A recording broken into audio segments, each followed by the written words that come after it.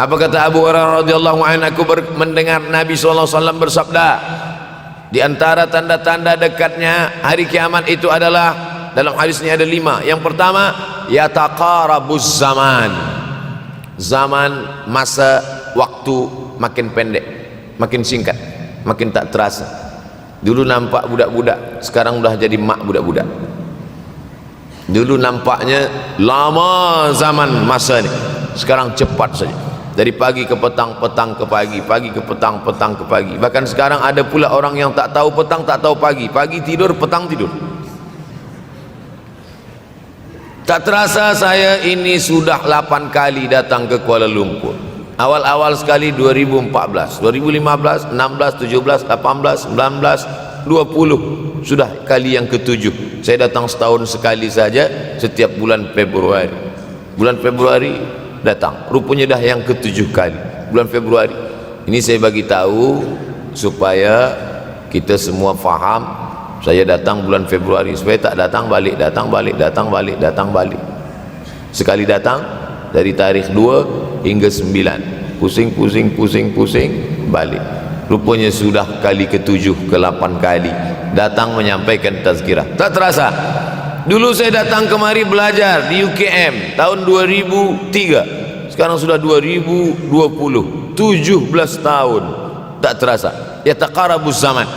Tanda-tanda kiamat, fitnah akhir zaman sudah dekat adalah yataqarabuz zaman, kata Nabi SAW. Waktu tak terasa.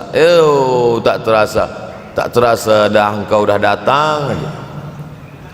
Tak terasa waktu begitu cepat, engkau sudah datang saja nak menagih hutang, kata dia. Orang berhutang ni pun rupanya tak terasa juga orang datang. Yang memberi pinjaman pula terasa lama betul. Apakah beza antara 5 minit dulu dengan 5 minit sekarang? Sama. Apakah beza antara 24 hours, 24 jam dulu dengan 24 jam zaman Nabi dengan 24 jam zaman sekarang? Sama. Tak ada beza. Mataharinya sama, bulannya sama, buminya sama. Yang berkeliling mengelilingi matahari sama. Apa yang membuat berbeza? Apa yang membuat zaman itu yataqarabuz zaman? Ada hal-hal yang membuat kita sibuk.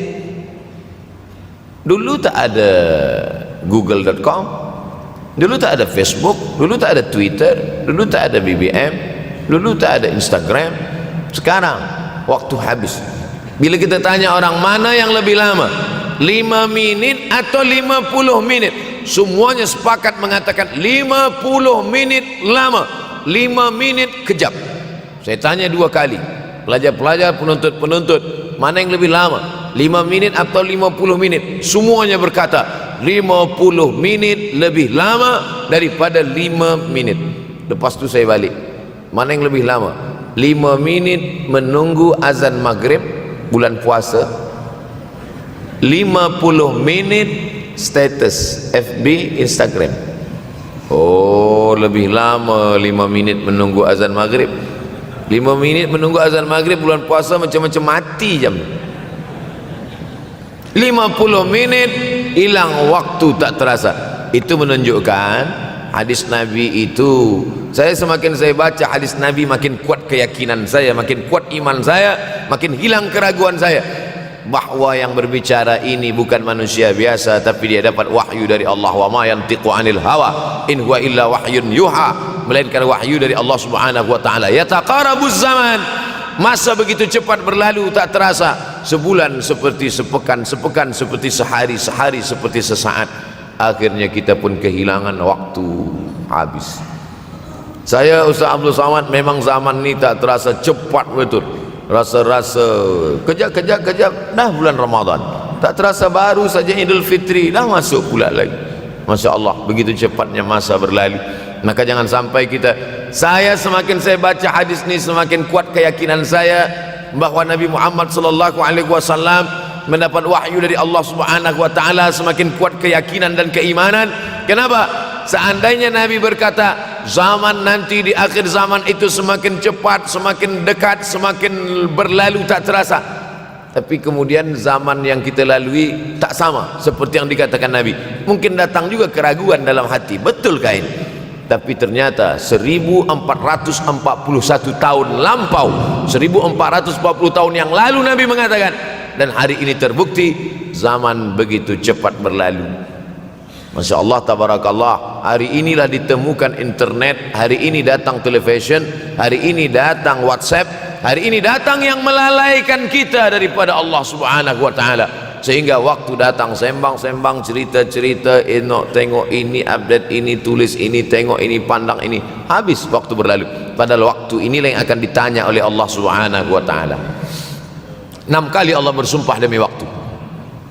Terbit fajar, wal fajri wa layalin nashr, masuk waktu subuh, was subhi idza tanaffas, masuk waktu duha, wad duha wal laili idza saja, masuk waktu siang, wan nahari idza tajalla, masuk waktu asar, wal asri innal insana lafi khusr, masuk waktu malam.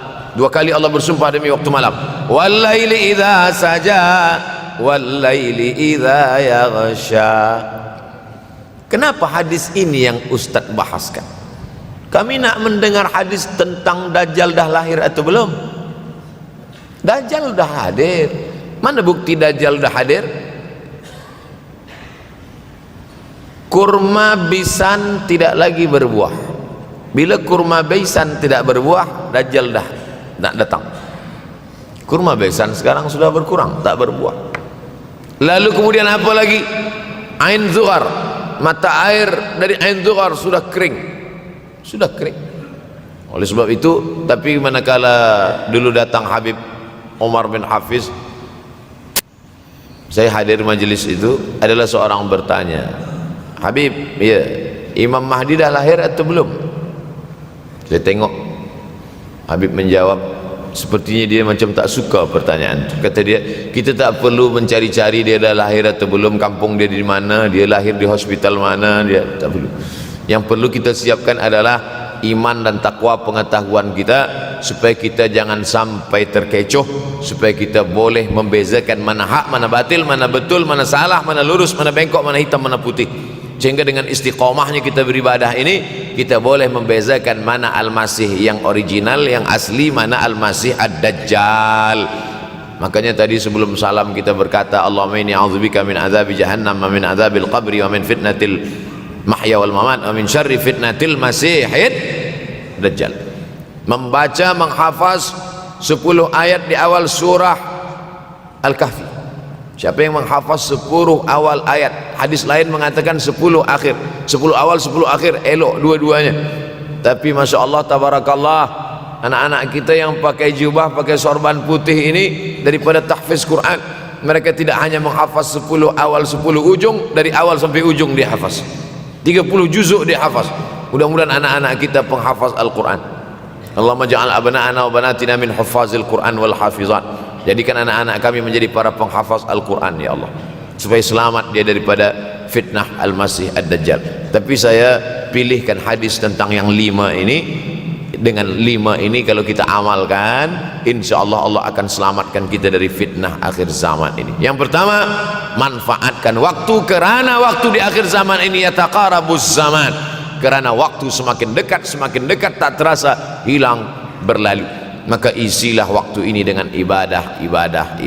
Jangan sampai ada waktu yang kosong. Duduk sejenak kosong, berselawat, Allahumma salli ala sayyidina Muhammad wa ala ali sayyidina Muhammad, Allahumma salli ala sayyidina Muhammad wa ala ali sayyidina Muhammad. Sempat-sempatkan ambil wudhu, solat duha walau 2 rakaat. Sempat-sempatkan sebelum tidur malam solat witir 3 rakaat, supaya tidur kita sentiasa dalam wudhu dan kita sempat solat witir. Andai mati kita malam itu, insyaallah mati dalam keadaan husnul khatimah. Usolli sunnatal witri 3 rakaatin lillahi ta'ala. Nanti malam jaga tidak witir lagi, hanya tahajud saja. Sempat-sempatkan solat tahajud. Elok amat sangat baik solat wudhu 2 rakaat. Usolli sunnatal wudhu rakaatain lillahi ta'ala. Selepas solat wudhu, solat sunat taubat. Usolli sunnatat taubat rakaatain lillahi ta'ala. Selepas solat sunat taubat, solat sunat hajat. Usolli sunnatal hajat. Selepas itu barulah solat sunat tahajud 8 rakaat. Nak tambah lagi 10, 12, 14, elok, tak salah, karena dia tiada batasan. Adakah sahabat Nabi yang melakukan ini? Ada. Qatadah bin Nu'man, dari selepas Isya sampai azan subuh. Imam Ahmad bin Ambal, dari selepas Isya sampai azan subuh. Bahkan mereka menghatamkan Al-Quran dalam tahajud mereka. Maka bahkan ada imam yang disebut dengan As-Sajjad. Kerana banyak sujud kepada Allah Subhanahu wa ta'ala. Kerana akhir zaman ini godaan begitu besar. Dulu orang tengah malam tahajud, jam 2 malam, jam 3 malam dia bangun. Kerana dia membaca hadis sab'atun yudhilluhumullah. Ada 7 golongan yang mendapatkan naungan Allah. Yauma la dhilla illa dhilluh. Hari itu tak ada naungan kecuali naungan Allah. Rajulun, ada seseorang, zakarallah, dia berzikir mengingat Allah khalian di tengah malam, tak ada manusia. Fafadat ainahu, menetes air mata. Maka yang pertama ini, jangan sampai kita kehilangan waktu. Kerana waktu, al-waktu kasaif, waktu ini seperti pedang. Illam taqta'hu qata'aka, kalau tidak kau patahkan dia. Kalau kau dapat pedang, patahkan. Sebab kalau tidak kau patahkan, dia yang akan memotong engkau, mematahkan tulang-tulang engkau. Waktu ini kalau tidak kita manfaatkan, kita akan ditanya tentang waktu, kemana saja waktu yang sudah kau pakai. Inna sam'a, pendengaran, wal basar, penglihatan, wal fuad, hati, kullu ulaika kana anhu mas'ula. Semua akan disoal, semua akan diminta tanggungjawab di hadapan Allah. Kemana waktu yang sudah aku bagi dulu engkau pakai? Yang pertama nanti ditanya, la tazulu qadama 'abdin yaumal qiyamah. Kaki anak Adam tidak akan bergeser, tidak akan beralih dari tempat tegaknya pada hari kiamat, hatta yus'al, sampai dia disoal, sampai dia ditanya. La tus'alunna yauma idzin 'anin na'im. Banyak yang akan ditanya nanti, tapi Nabi bagi tahu di antara yang akan ditanya dari sekian banyak nikmat itu 4. Yang pertama, an umrihi fima afnah. Umur kemana engkau habiskan? Hari ini ada anak-anak muda belia umurnya 17 tahun. 17 tahun habis menghafaz Al-Quran. 17 tahun habis iktikaf dalam masjid. 17 tahun habis berzikir, berjubah, bersorban, mengabdikan ilmu, berkhidmat kepada ulama. 17 tahun habis. Tapi ada pula yang dibalik, 71 tahun habis. Rumah, office, kopi, rumah, office, kopi, rumah, office, kopi, batuk, mati, habis. Apa yang dapat kita bawa menghadap Allah SWT? Yang pertama, yataqarabuz zaman. Yang kedua adalah wa yanqusul ilmu. Ilmu semakin berkurang. Kalau sudah ilmu berkurang, apa yang bertambah? Jahil. Kalau ilmu bertambah, jahil berkurang. Kalau ilmu berkurang, jahil bertambah. Mana ada orang jahil cakapnya didengar orang? Saya dulu awal-awal membaca hadis ini, wa yanqusul ilmu. Ilmu berkurang, jahil bertambah. Rasanya tak mungkin, tak logik, tak masuk akal. Mana ada orang tak berilmu cakap dia didengar? Sekarang baru saya faham. Dulu orang tak berilmu ditinggalkan orang. Sekarang orang tak berilmu, asal dia pandai berbicara, dia akan didengar orang. Bahkan orang jahil pula punya channel. Apa namanya? Jahil.com. Orang jahil punya channel. Banyak pula follower dia daripada follower kita. Banyak pula viewer dia daripada viewer kita. Sebab apa? Sebab yang menyaksikan tiada berilmu, yang berbicara tiada ilmu. Oleh sebab itu maka kita galakkan menuntut ilmu di majlis-majlis ilmu. Untuk apa Abdul Somad sudah berumur 43 tahun pun masih pergi juga lagi ke Sudan belajar? Apa yang nak dicari ini? Tak lain tak bukan, mudah-mudahan kita termasuk orang yang sampai akhir hidupnya mencari ilmu, insyaAllah. Saya datang kemari bukan niat mengajarkan ilmu. Saya datang ke Malaysia tetap niatnya belajar mencari ilmu. Man salaka tariqan, siapa yang melangkahkan kaki melalui suatu jalan, yaltamisu fihi ilman, siapa yang melalui suatu jalan niatnya untuk mencari ilmu, sahalallahu lahu bihi tariqan ilal jannah, dimudahkan Allah jalannya menuju surga. Innallaha la yantazi'ul ilma intiza'an. Innallaha la yanzi'ul ilma intiza'an. Allah kalau mencabut ilmu, bukan macam mencabut pokok kayu dari tanah. La yantazi'ul ilmu intiza'an. Allah tidak mencabut ilmu macam mencabut pokok kayu dari tanah hingga ke akarnya, tidak. Lalu bagaimana ilmu ini dicabut? Biqabdil ulama. Dengan matinya ulama, maka habislah ilmu. Meninggal Imam Syafi'i, berkurang ilmu. Meninggal Imam Nawawi, berkurang ilmu. Meninggal Imam Fulan, berkurang ilmu. Maka yang hadir adalah al-juhala. Yang lebih menakutkan lagi adalah al-juhala bi thawbil ulama. Orang jahil dengan pakaian ulama. Abdul Somad tidak mengatakan dirinya ulama. Saya selalunya membacakan ayat Quran, membacakan hadis Nabi, menyampaikan fatwa ulama. Tak pernah saya berceramah, bertausiah. Menurut saya, siapa saya? Siapa kita? Syafi'i manusia, saya manusia. Syafi'i boleh berfatwa, saya juga boleh berfatwa. Imam Syafi'i berfatwa Al-Quran 30 juzuk dalam kepala dia. Kita juzuk 30 pun kadang-kadang hilang. Imam Syafi'i balik dari masjid ke rumah, dia tutup telinga. Datang orang bertanya, Syafi'i, ya, kenapa engkau tutup telinga? Sebab bila aku dengar dari masjid ke rumah, semua yang aku dengar masuk tu semua aku ingat. Aku takut dia ingat di dalam, maka aku tutup. Kita yang saya sampaikan tadi pun tak ingat. Oh, ustaz mengejek kami, enggak. Jangankan yang mendengarkan, yang bercakap pun tak ingat. Nasib baik datang orang Jepun mengingatkan kita. Nah, ini nama dia Sony. Manusia ini lupa. Oleh sebab itu maka yang kedua, akhir zaman, wa yanqusul ilmu, ilmu makin kurang. Maka bersyukur anak-anak yang dimasukkan ke rumah tahfiz. Kalau ada rumah tahfiz di kampung biasa, kalau ada rumah tahfiz di desa, dusun biasa, tapi ada tahfiz di tengah kota besar Kuala Lumpur, masih ada lagi rumah tahfiz Quran.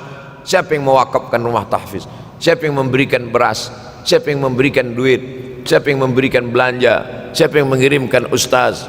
Masya Allah, tabarakallah. Maka ini semua mudah-mudahan kita istiqamah semuanya insyaAllah. Supaya apa? Supaya lahirlah anak-anak kita yang alim, berilmu. Karena ini makin banyak orang jahil. Alftau bi ghairi ilmin, memberikan tazkirah, fatwa tanpa ilmu. Dhalla wa adalla, dhallu wa adallu, sesat, menyesatkan.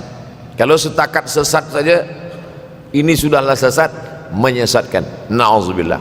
Masuk yang ketiga. Yang ketiga adalah wa yanqusul ilmu, setelah habisnya ilmu-ilmu ini semua dicabut oleh Allah Subhanahu wa taala. Lalu kemudian setelah ilmu dicabut Allah Subhanahu wa taala, wa yulqas syuh. Wa may yuqashuha, sin dengan hak kecil. Wa may yuqashuha nafsihi fa ulaika humul muflihun. Siapa yang selamat daripada sifat syuh, itulah orang yang beruntung. Hayya 'alal falah, mari kita menuju keberuntungan, kemenangan. Siapa orang yang menang? Selamat daripada sifat syuh. Ada orang menerjemahkan syuh ini pelit, bakhil.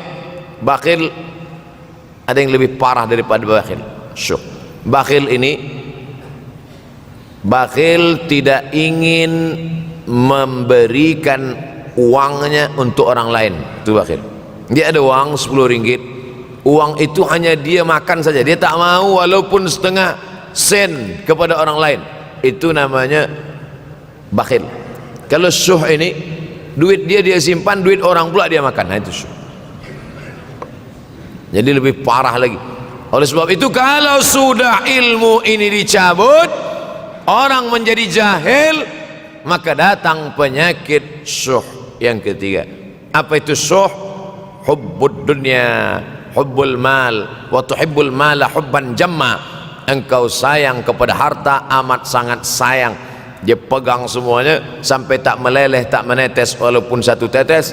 Akhirnya mereka inilah pendusta-pendusta agama. Ara'aital ladzi yukadzibu biddin, tahukah kamu siapa itu yang mendustakan agama? Fadzalikal ladzi yad'ul yatim, mereka itu yang membiarkan anak yatim. Wala yahuddu ala ta'amil miskin, dia tidak mempedulikan makanan orang miskin. Sebab apa? Bukan sebab tak ada harta, sebab syuh. Kenapa syuh? Sebab tak ada ilmu, tak ada ilmu tentang akhirat. Dia pegang, dia simpan, mati, habis. Yang dia bawa hanyalah 1, 2, 3 helai kain kafan saja. Itulah mengapa Sultan Turki, Sultan Muhammad Al-Fatih, Sultan Abdul Hamid, coba tengok gambar Sultan Muhammad Al-Fatih, Sultan Abdul Hamid Turki dulu. Sorban dia besar-besar. Saya dulu terkejut, lama saya tengok, kenapa sorban orang Turki ini besar-besar. Lama-lama saya baca, rupanya sorban orang Turki itu kain kafan. Tuan-tuan balik dari sini beli kain kafan 2 meter, ikatkan kepala, bawa sembahyang supaya ingat mati. Bolehkah menyiapkan kain kafan? Baca kitab Tanbihul Mughtarrin, peringatan bagi orang-orang yang tertipu. Di situ ditunjukkan banyak ulama, bahkan mereka menggali tanah di dalam rumahnya, malam-malam dia tahajud, selepas tahajud dia duduk di dalam tanah itu supaya terasa bagaimana rasanya mati. Gali tanah 2 meter, masuk ke dalam. Tapi kalau nak buat itu kita saja dengan Allah. Jangan pula, banyak juga orang sekarang udah gali tanah masuk ke dalam, streaming pula. Hai guys, nak rasakan mata, mana boleh terasa. Kita saja masuk ke dalam, rasakan macam mana rasa. Sebab kalau cakap saja, marilah kita ingat mati, takutlah kita pada mati, kita tak tahu bagaimana rasa mati. Kalau nak merasakan bagaimana rasa mati, nanti kalau ada orang mati meninggal dunia, masuk kita ke dalam, kita sambut jenazah, kita letakkan, kita duduk, rasakan. Ketika Fatimah meninggal, Fatimah emak Sayyidina Ali meninggal, Nabi masuk ke liang lahat. Masuk Nabi ke liang lahat, Nabi berdoa di dalam. Ketika Utsman bin Maz'un meninggal, Nabi masuk ke dalam, Nabi pegang jenazah Utsman bin Maz'un, meleleh air mata Nabi turun ke misai, turun ke janggutnya, turun menetes sampai ke bawah. Merasakan bagaimana rasanya di dalam. Dulu saya pernah berjumpa dengan seorang pemuda, telinga dia pakai anting subang, lalu kemudian saya tengok banyak tato dia. Saya tanya, macam mana cerita awak bertaubat dulu? Mak saya meninggal, Ustaz Abdul Somad. Lepas tu saya tegak di tepi kubur. Macam ada yang menolak saya dari belakang, masuk saya ke dalam. Masa masuk itulah terasa sejuk di kaki, datang rasa takut saya. Makanya kalau ada orang yang sudah kita bagi tazkirah, bagi nasihat tak juga, nanti ada orang meninggal, bawa dia agak dekat, senggolkan sikit, jatuh. Gitu caranya supaya kita terasa mati ini, supaya apa? Hilangkan penyakit syuh, cinta harta, takut mati, dan membuat kita menjadi bakhil, pelit, na'udzubillah. Yang keempat, wa tazharul fitan. Ini yang terkait dengan tajuk kita yang keempat, wa tazharul fitan. Banyaklah fitnah, siksa. Dulu masa saya kelas 1 madrasah tahun 1990, berkumpullah kami bersama-sama dengan cikgu mengkaji masalah apa? Masalah Bosnia Herzegovina, mengamuk Slobodan Milosevic, menghancurkan umat Islam di Bosnia. Sampai ada yang meminta fatwa kepada Syekh Yusuf Al-Qardawi, bolehkah perempuan yang perempuan Bosnia yang dirogol tentara Serbia hamil, bolehkah dia menggugurkan anaknya? Kata Syekh Yusuf Qardawi, tak boleh. Maka dia biarkan saja anak itu lahir dan dia tidak dianggap berdosa karena ini sudah takdir Allah SWT. Bagaimana mereka dibunuh? Maka makin banyaklah selepas Bosnia datang pula yang terjadi di Rohingya, di Uighur. Umat Islam berkumpullah, presiden-presiden negeri Islam di Kuala Lumpur. Erdogan datang, kumpul semuanya membahas bagaimana nak menolong Muslim Uighur. Rupanya umat Islam pun tak sanggup nak menolong. Apa yang boleh dilakukan di Uighur? Berdoalah umat Islam. Rupanya Allah kalau mau menolong mudah saja Allah menolong. Tidak datang rudal skat, tidak datang tentera, tidak datang senjata, cukup datang corona, selesai. Allah Subhanahu wa taala, wa makaru wa makarallah. Mereka membuat tipu daya, Allah balas dengan tipu daya yang lain. In tansurullah, kalau kau tolong, ittaqu da'watal mazlum, takutlah kamu terhadap doa orang-orang yang teraniaya. Fa innahu laisa bainahu wa bainallahi hijab, karena di antara dia dengan Allah tak ada hijab sama sekali. Wa yakthurul wa tazharul fitan, banyaklah fitnah. Yang terakhir, yang kelima, wa yakthurul haraj. Wa yakthurul haraj, banyak terjadi haraj, kata Nabi. Sahabat pun bertanya, ya Rasulullah, wa mal haraj? Apa haraj itu ya Rasulullah? Kata Nabi SAW, al haraj al qatlu. Nanti di akhir zaman itu akan banyak pembunuhan. Dulu pun banyak juga pembunuhan, tapi tak banyak sekarang. Pembunuhan di Palestina sampai sekarang tak berakhir. Pembunuhan Rohingya tak berakhir. pembunuhan di Uighur, pembunuhan. Dulu imam-imam masjid, imam salat tarawih dulu di Masjidil Haram, Allahumma ansuril Islam wal muslimina fi Palestin. Dulu satu aja. Selepas itu bertambah, Allahumma ansuril Islam wal muslimina fi Palestin wa Suriah. Selepas itu bertambah lagi, Allahumma ansuril Islam wal muslimina fi Palestin wa Suriah wal Yaman. Selepas itu bertambah wa Uighur wa akhirnya wa fi kulli makan. Semakin bertambah. Oleh sebab itu maka ini di antara fitnah akhir zaman. Man lam yahtam bi amril muslimin falaysa minhum. Selepas kita kaji hadis ini, apa tujuan kita? Tujuan kita semakin menguatkan keyakinan, banyak-banyak beribadah, nasihatkan anak menantu, sahabat, jiran, tetangga supaya semakin istiqamah menjalankan syariat, rajin-rajin solat berjamaah, banyak-banyak berzikir, hatamkan Al-Quran, banyak-banyak berinfak, banyak-banyak bersedekah. Andai mati kita, insya Allah mati dalam keadaan husnul khatimah. Saya dimaklumkan bagi tazkirah 40 menit saja. Tadi saya mulai pukul 7 kurang 10, sekarang sudah 7.32. Corruption 2 menit. Ustaz, ada seorang pakcik datang kepada saya, dia suruh saya simpan duit dia. Alhamdulillah, dia cakap nanti ada masa dia datang ambil. Tapi sampai sekarang sudah 1 tahun pakcik itu tak sampai duit dia banyak. Yang saya nak tanya, bagaimana saya nak pulangkan duit dia sementara saya tak tahu nama dia dan dia ahli keluarga dia di mana. Akan datang, mana tahu datang lagi pakcik macam ni juga. Mana tahu macam ini, bukan dia tapi macam ini datang, tanyalah nama dia, nombor telefon, IC anak dia. Tapi rasa-rasanya saya dah 43 tahun belum jumpa dengan pakcik macam ni lagi. Unik ni pakcik. Sebab apa? Ini terkait dengan masalah harta. Wadi'ah. Wadi'ah adalah barang yang kita titipkan, yang kita wasiatkan, yang kita pesankan. Banyak orang masalah harta ni susah. Menguji emas dengan api, menguji manusia dengan harta, dengan uang. Disitulah baru nampak mana kawan mana lawan kalau sudah terkait dengan benda, dengan materi, dengan harta, dengan duit, dengan uang. Oleh sebab itu maka tulis, ini barang dah jadi dah. Lalu bagaimana? Kita tak tahu dia di mana.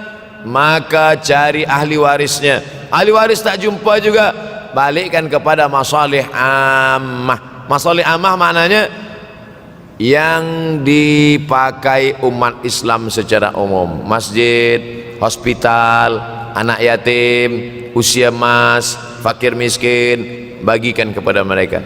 Bila kita ada pinjam uang orang, selepas 10-15 tahun kita nak bayar, kita tak tahu dia di mana.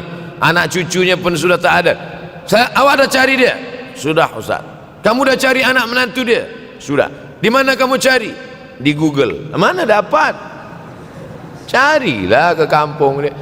Tak dapat juga, maka diberikan kepada masalih ammah. Masalih ammah, kepentingan orang banyak. Kepentingan orang banyak, masjid, hospital, anak yatim, fakir miskin, orang banyak. Bolehkah saya bagi ke tahfiz? Boleh, sebab tahfiz juga masalih ammah, orang banyak. Saya Fulan bin Fulan, sekarang sudah terjadi banyak tanda-tanda kiamat kecil.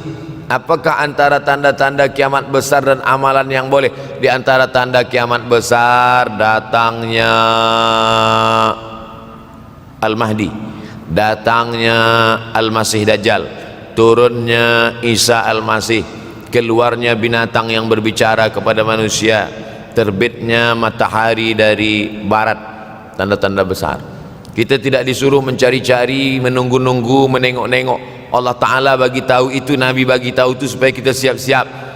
Kalau kita dibagi tahu kamu akan mati, Abdul Somad kamu akan mati, bukan saya nak cari-cari bila saya mati lalu kemudian saya datang ke doktor, doktor tolong cek jantung saya kira-kira tahun berapa saya mati.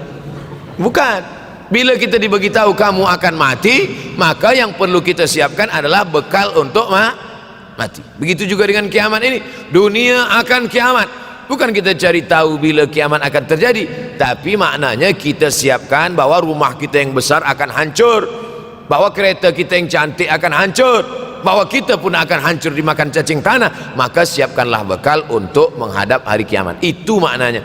Yas'alunaka 'anis sa'ati ayyana mursaha. Mereka bertanya kepadamu bila hari kiamat. Qul la ya'lamuha illahu. Yang tahu hanya Allah sahaja. Manakala Nabi sedang sampaikan tazkirah, ada seorang bertanya, ya Rasulullah, mata sa'ah, bila terjadi hari kiamat? Nabi tak ada jawab. Nabi tanya balik, ma'adatalaha. Nabi tak jawab. Ma'adatalaha, apa yang kamu siapkan untuk menyambut hari kiamat itu?